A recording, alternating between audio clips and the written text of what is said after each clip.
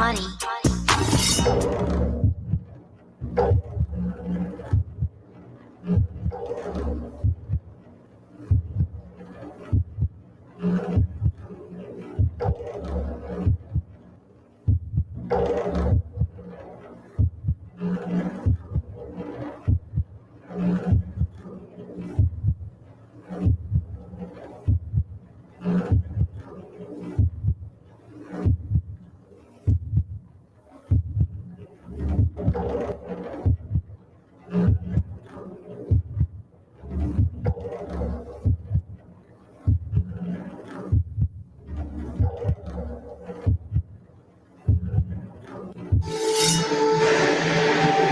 In ancient Egypt, the pharaoh was the bridge between the world of humans and that of the divine. As king of Egypt, he was considered a living god. It was in 1279 BC, 1,000 years after the pyramids and 1,000 years before Cleopatra. An Egyptian pharaoh, Seti I, had died, and his son, destined for unimaginable greatness, was about to succeed the throne. At dawn, on the 27th day of the third month of summer, Ramses II, not yet 30, became king of Egypt, the pharaoh, chosen one of the sun god Re, the third pharaoh of the 19th dynasty. When he ascended to the throne, Egypt was emerging from a period of instability, and her borders were at risk. Ramses fought back invaders on all sides and expanded Egypt's territory. His greatest challenge, the Battle of Kadesh against the rival Hittite Empire, where he fought bravely, even in hand-to-hand combat. Declaring himself the victor, Ramses celebrated the story on temples throughout Egypt. He documented it in such detail that the Battle of Kadesh is considered the most famous battle of the ancient world. Under the wise and effective rule of Ramses, Egypt enjoyed prosperity. A measure of this wealth, the remarkable temples he commissioned throughout the land, becoming one of Egypt's greatest builders. By carving his name and his likeness on them, he ensured that he would never be forgotten. At Abu Simbel, Ramses also built a temple carved out of sandstone cliffs to honor his first love and queen, Nefertari. Dedicating it to her, he inscribed on the facade, "For whom the sun shines." When Ramses died, he was over 90 years old, had fathered over 100 children, and reigned for nearly 67 years. Few could remember a time in Egypt ruled by any other pharaoh. With reverence, his body was prepared for the afterlife, and his mummy enshrined in the Valley of the Kings. But less than 200 years later, His tomb was plundered by wars, and over the centuries it was ravaged by floods and filled with debris. His remains and all the riches sent with him to his afterlife were thought to be lost forever. Join us now to experience the life of King Ramses II, the Pharaoh of Pharaohs, who epitomizes power and wealth at the height of ancient Egypt. Discover the grandeur and opulence of his world, the world of Egypt's kings. Meet Ramses the Great and marvel at the gold of the pharaohs.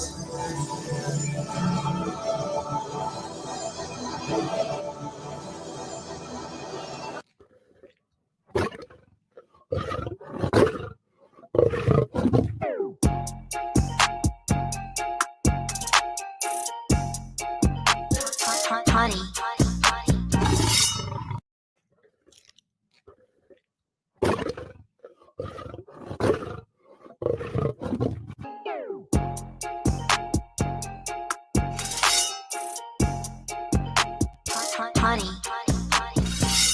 Found in a modest wooden coffin were the mummies of some of the new kingdom's greatest rulers, as Ramses the Great. The riches of his tomb, though, have been plundered. Ramses' tomb was found empty. Now, 3,000 years after his death, we will give him a virtual reburial, using objects and items from the only intact tomb of a pharaoh, Tutankhamun's. With a reign 7 times longer than Tut's, Ramses' tomb and burial items surely far surpassed anything you will see here. First, his mummy is carefully wrapped in linen bandages.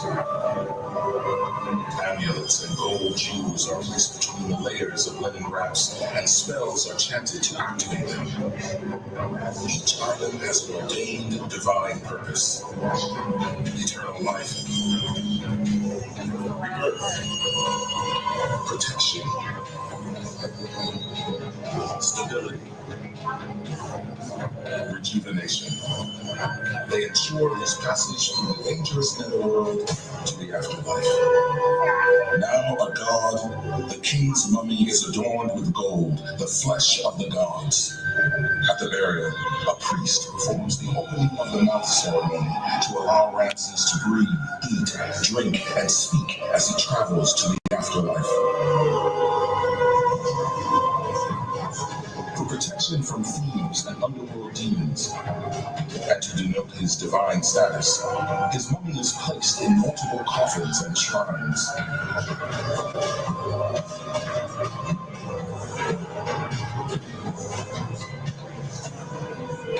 Finally, his tomb is sealed after it's been packed with everything a king needs for a glorious afterlife. Ramses' immortality is assured. The name of the greatest of all the pharaohs will live forever.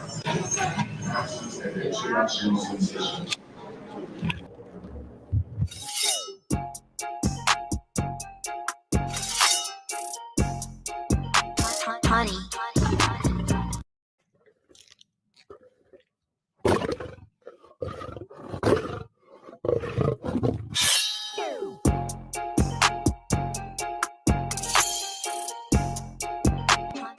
Honey. Ramses celebrated the story on temples throughout Egypt.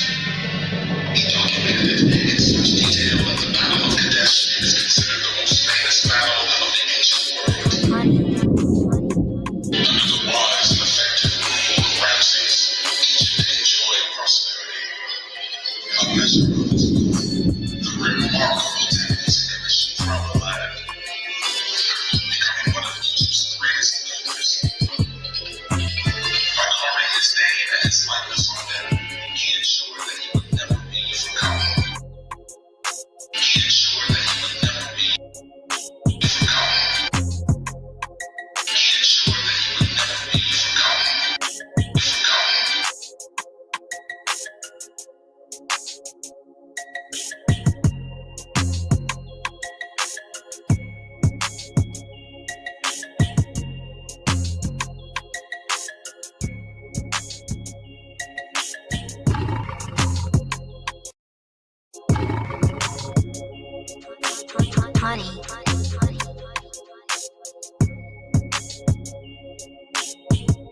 ensured that he would never be forgotten. Ramses also built a temple carved out of sandstone cliffs to honor his first love and queen, Nefertari. Dedicating it to her, he inscribed on the facade, "For whom the sun shines." When Ramses died, he was over 90 years old, had fathered over 100 children, and reigned for nearly 67 years. Few could remember a time in Egypt by any other pharaoh. With reverence, his body was prepared for the afterlife, and his mummy enshrined in the Valley of the Kings, the Valley of the Kings, Valley of the Kings. But less than 200 years later, his tomb was plundered by robbers, and over the centuries it was ravaged by floods and filled with debris. His remains and all the riches sent with him to his afterlife were thought to be lost forever.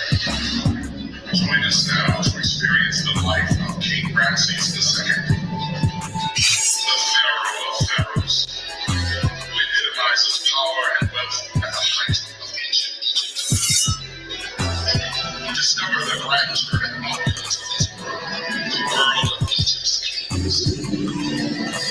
Meet Ramses the Great and marvel at the gold of the pharaohs, the gold of the pharaohs, the gold of the pharaohs.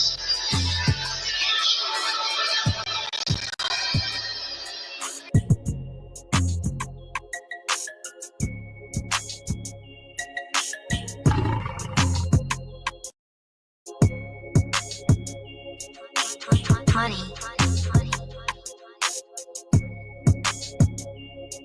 He ensured that he would never be forgotten.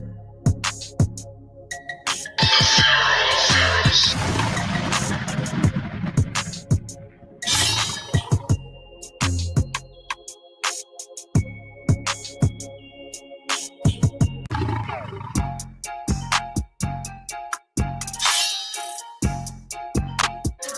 Honey. AM Janitorial and Maintenance Aid Services, your go-to commercial cleaning services specialist, serving the entire San Francisco Bay Area. We are licensed, insured, and bonded. We offer reliability, excellent customer service, and the highest level of professionalism to every client. We specialize in general cleaning services, commercial cleaning, post-construction cleanups, and much more. Contact us today for your free quote at amjms.com. That's amjms.com for first-class commercial cleaning services at cost-effective rates. amjms.com.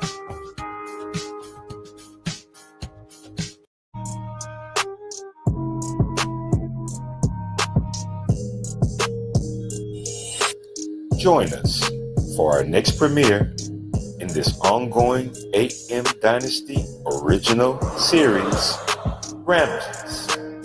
This next installment of Ramses is entitled Royal 24K Dynasty. In this episode, we view and learn about more rare and priceless treasures from the royal family. Now debuting on several streaming platforms, including YouTube, Fanbase, Patreon, and much more. So join us in part 4 of this ongoing original AM Dynasty series, Ramses, Royal 24K Dynasty, only on AM Dynasty. See you there.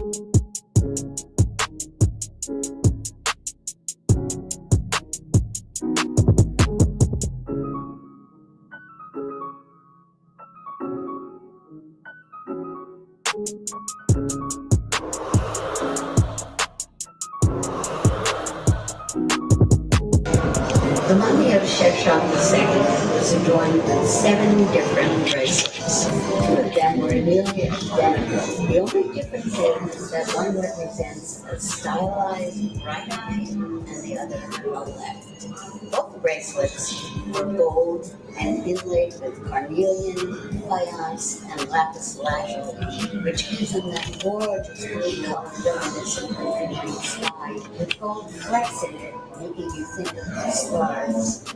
On their inner surface, they contain the cartouche of another king, Sheshonq I.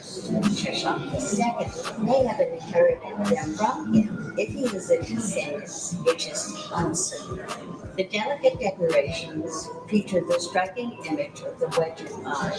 This is one of the most widespread and potent Egyptian symbols, which represent the eye that the god Horus lost in his battle with his uncle Set.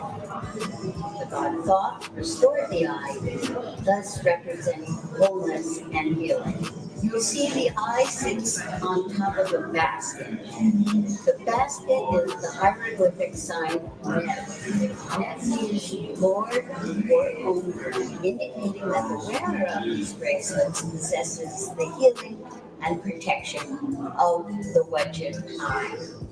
This bracelet, found on the king's right wrist, was very probably an heirloom treasure in the king's lifetime.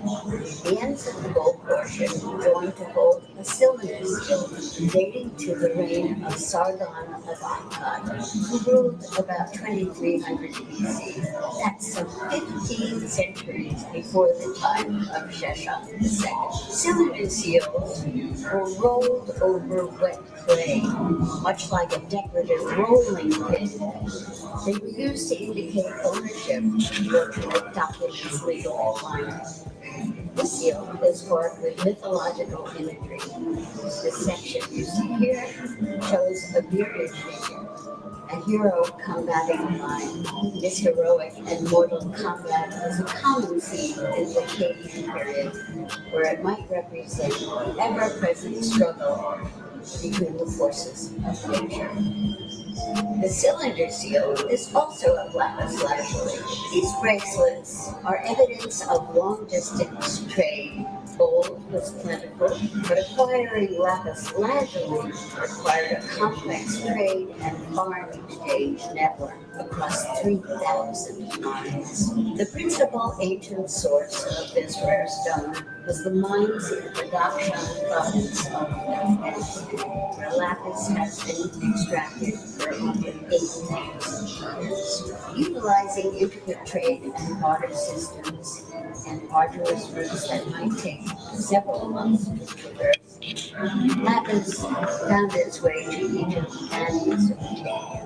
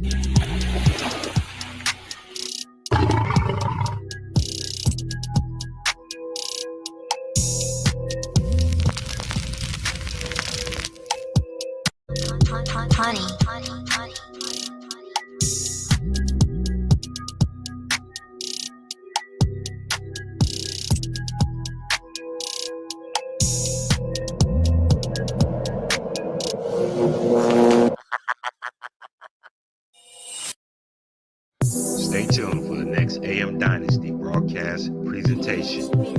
We debut part 5 and part 6 of Ramses, Field General. Only on AM Dynasty.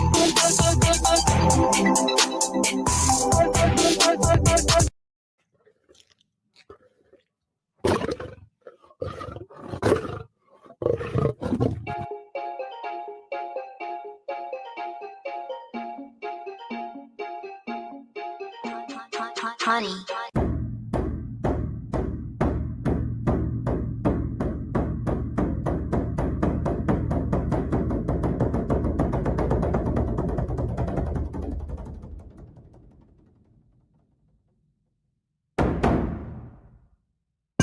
King Ramses II and his Egyptian forces are on the march. Their aim, to seize control of the city-state of Kadesh from their rival, the Hittite kingdom, and expand Egypt's borders. The Hittite king amasses his army, a coalition of tens of thousands of fierce warriors from allied territories, and also moves toward Kadesh. Egyptian accounts say the Hittites covered the mountains and filled the valleys and were like locusts in their numbers. King Ramses is woefully outnumbered, but he is not one to back down. Among his troops are warriors from his previous conquests, Nubians, Libyans, and Sheridan pirates. Just hours from their target, Ramses receives intel that the Hittites are still several days' journey away. He decides to make camp with his Amun division. His other battalions, including an elite force from Amun, are still hours away. Ramses will launch his attack once the rest of his army arrives. But his plan is soon foiled. Near camp, Ramses' guards interrogate two Hittite defectors. reveal the Hittite army is actually in hiding just across the river. Suddenly, the Hittites' chariots smashed into Ramses' rain division. In the melee, the Egyptians flee. The Hittites directly into the sanctuary of the Egyptian king. Ramses faces thousands of enemy charioteers. The pharaoh fights bravely, his pet lion at his side, while the Hittite king is in safety on the other side of the river. The battle rages. The Hittites snatch victory. Ramses' elite warriors arrive, giving the king's power to wage a counterattack. Unleashing a fury of arrows, the Egyptians force the Hittites back across the river. Ramses himself describes the scene. I made them plunge into the water like crocodiles. Those who fell down did not rise. Most of the Hittite force drowned or are killed, including the king's brother. The Hittite king calls for a truce. To count the dead, Ramses' soldiers remove a hand from each fallen Hittite. And King Ramses rides away from the field of battle, declaring himself the victor. A Hittite version of the story suggests the battle was at best a draw. 17 years after the Battle of Kadesh, King Ramses signed a treaty with the Hittites. It ushered in a peace that lasted nearly a century. It is the first peace treaty recorded in history and remains the basis for treaties between nations today.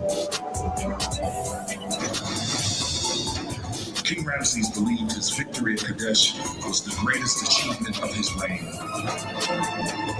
He celebrated it in extraordinary detail on temples throughout Egypt, making it the most famous battle of the ancient world. In the pharaoh's own words, I found the enemy chariots scattering before my horses. I slaughtered them at my will. Behold, I am victorious. Me alone.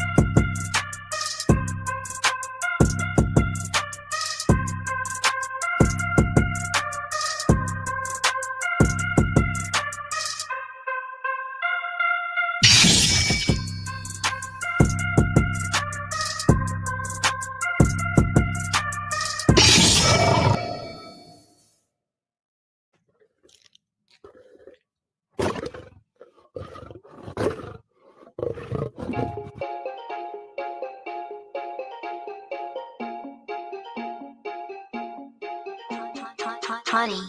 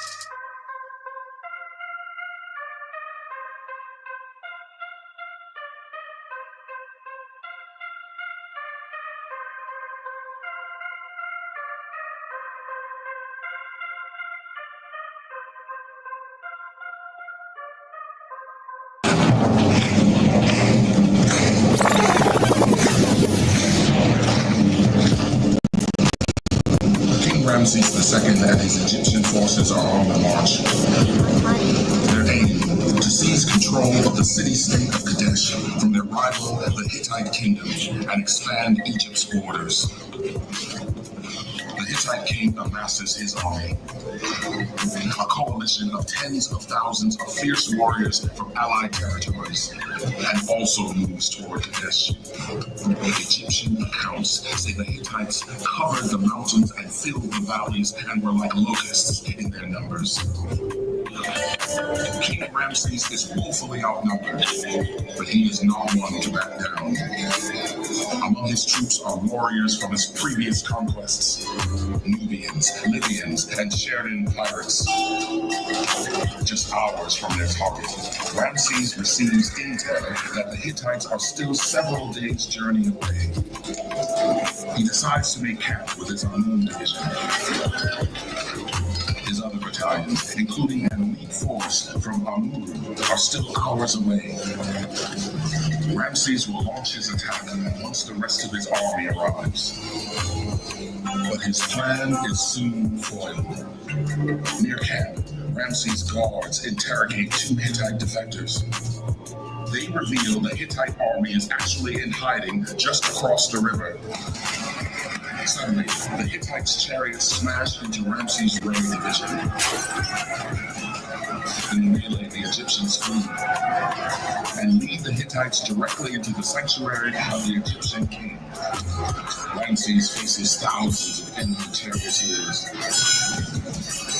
His army fights bravely, his petrified on both sides. While the Hittite king is in safety on the other side of the river, the battle rages, and the Hittites sense victory. Ramses' elite warriors arrive, giving their king the power to wage a counterattack. Unleashing a fury of arrows, the Egyptians force the Hittites back across the river. Ramses himself describes the scene. I made them plunge into the water like crocodiles. Those who fell down did not rise.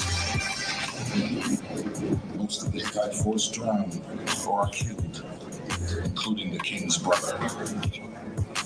The Hittite king calls for a truce. To count the dead, Ramses' soldiers remove a hand from each fallen Hittite. And King Ramses rides away from the field of battle, declaring himself the victor. A Hittite version of the story suggests the battle was at best a draw. 17 years after the Battle of Kadesh, King Ramses signed a treaty with the Hittites. It ushered in a peace that lasted nearly a century. It is the first peace treaty recorded in history and remains the basis for treaties between nations today. King Ramses believed his victory at Kadesh was the greatest achievement of his reign. He celebrated it in extraordinary detail on temples throughout Egypt, making it the most famous battle of the ancient world. In the pharaoh's own words, "I found the enemy chariots scattering before my horses. I slaughtered them at my will. Behold, I am victorious. Me alone."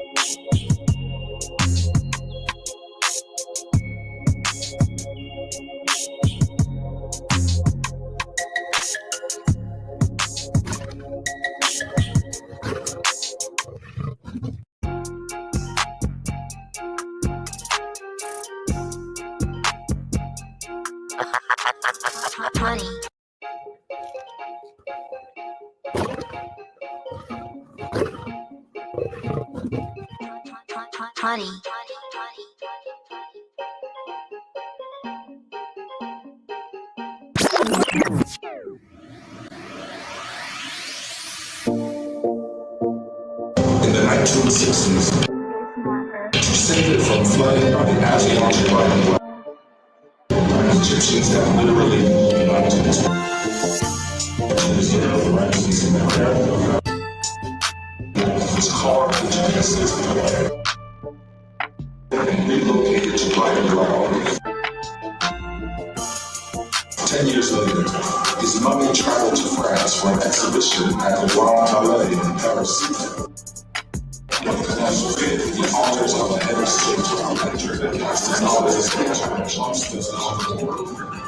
Before his body was returned to Egypt, scores of scientists and doctors devoted 7 months to preserving his mummy with cutting-edge technology.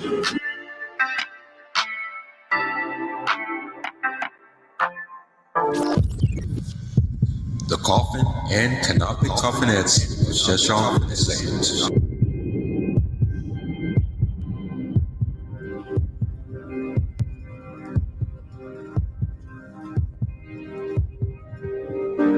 After Osiris was murdered, his sister wife, Isis, gathered the scattered pieces of his body and wrapped them in linen bandages, enabling him to be reborn.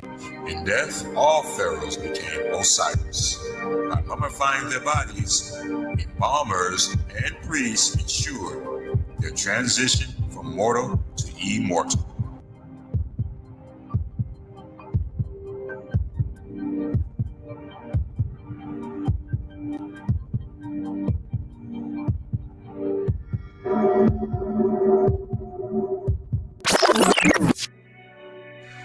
To help preserve the body, embalmers removed the deceased internal organs and mummified them separately. They were often kept in sets of 4 canopic jars. Shashank II's splendid human-shaped silver coffinettes are unusually luxurious.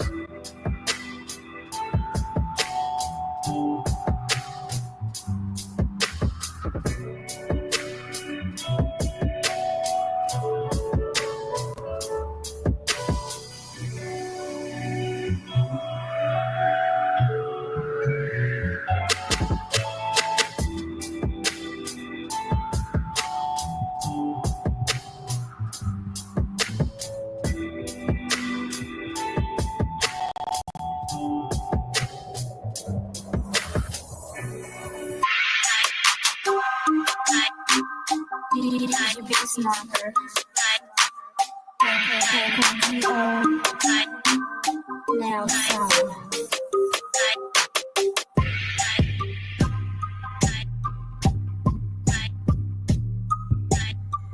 Lead from the hawk-headed coffin of Shashank II.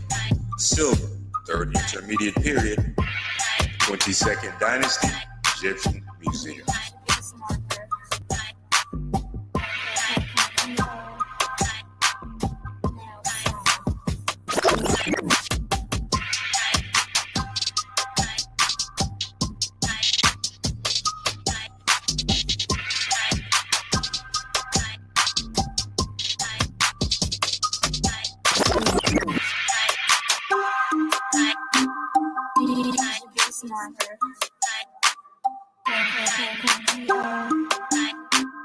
Now sound.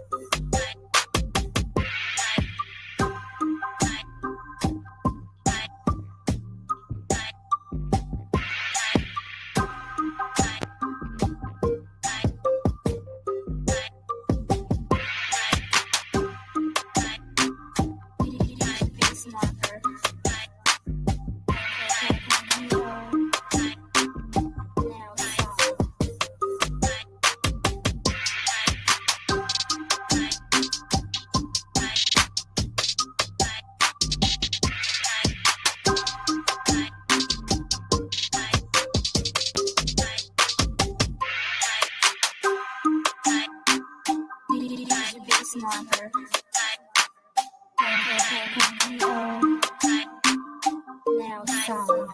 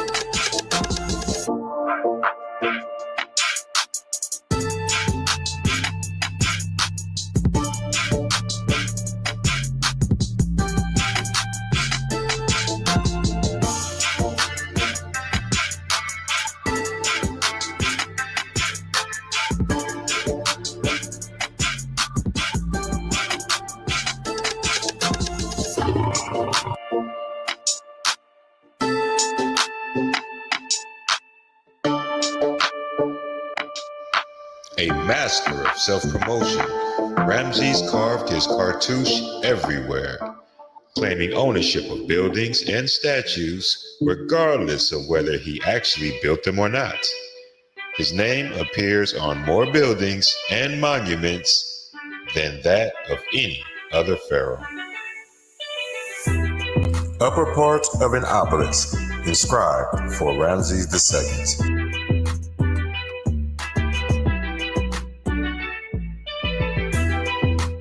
Red granite, modern gilded tip, New Kingdom, 19th Dynasty, Egyptian Museum. Quote, the obelisk was usurped by Ramses.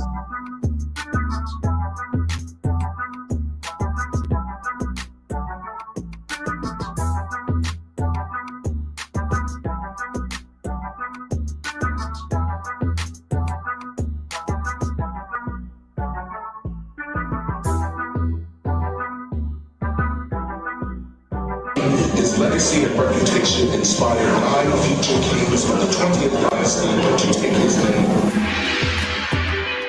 He remains Egypt's greatest pharaoh.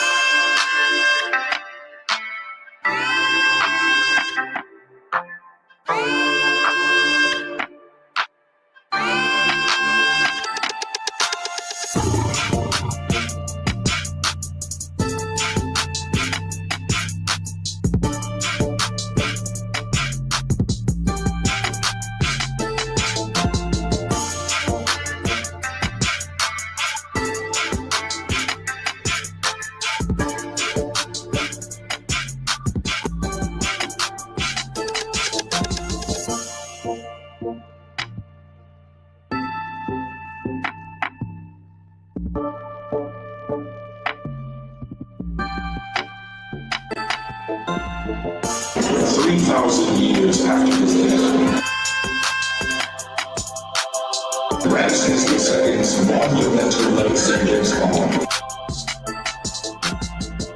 He remains Egypt's greatest pharaoh, attracting crowds from across the globe. A great builder, warrior, husband, king. The speaks of all the pharaohs.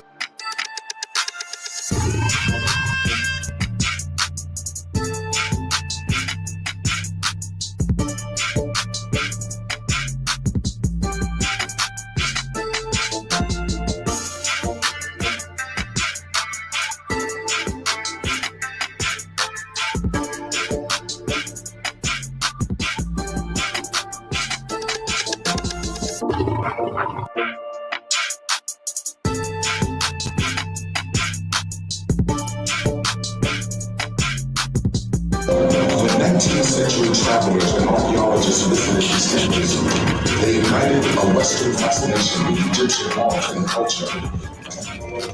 One Colossus, wrestled to London by a treasure hunter, made Ramses an international sensation.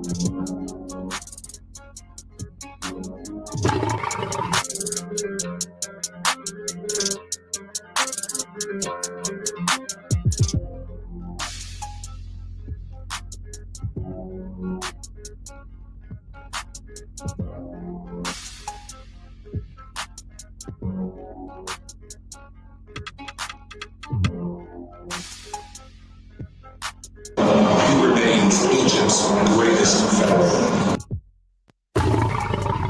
Upper part of a colossus of Ramses II, limestone, New Kingdom, 19th Dynasty, Sham el-Sheikh Museum.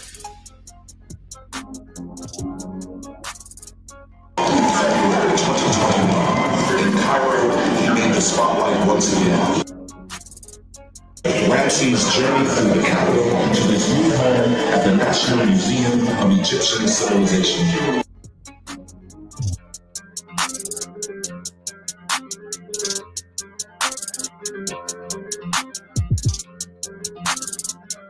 After his death, Ramses became immortal.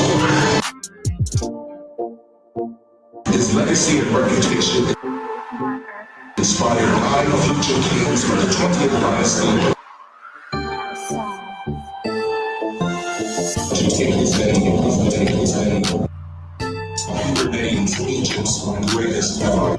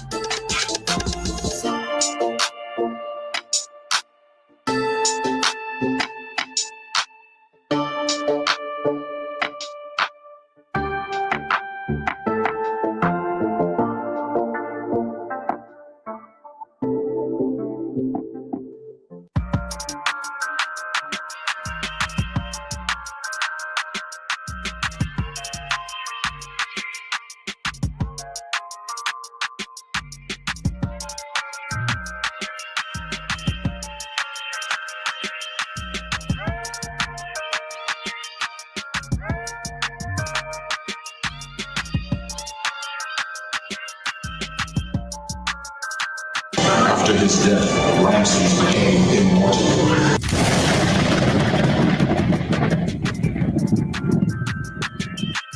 The most famous of all the pharaohs, the one whose name will live forever.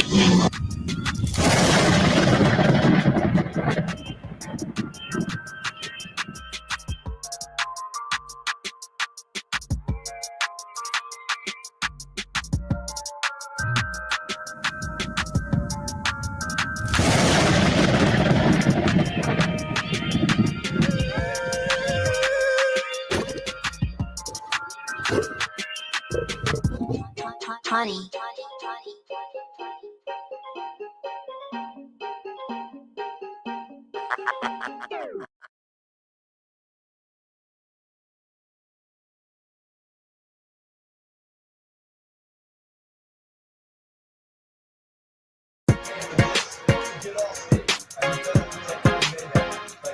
Check out the haircut. See how to cut the golden locks. See how to cut the golden locks.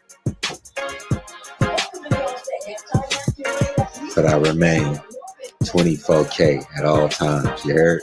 I remain 24K at all times, and you know this. Stay tuned for the next AM Dynasty episode.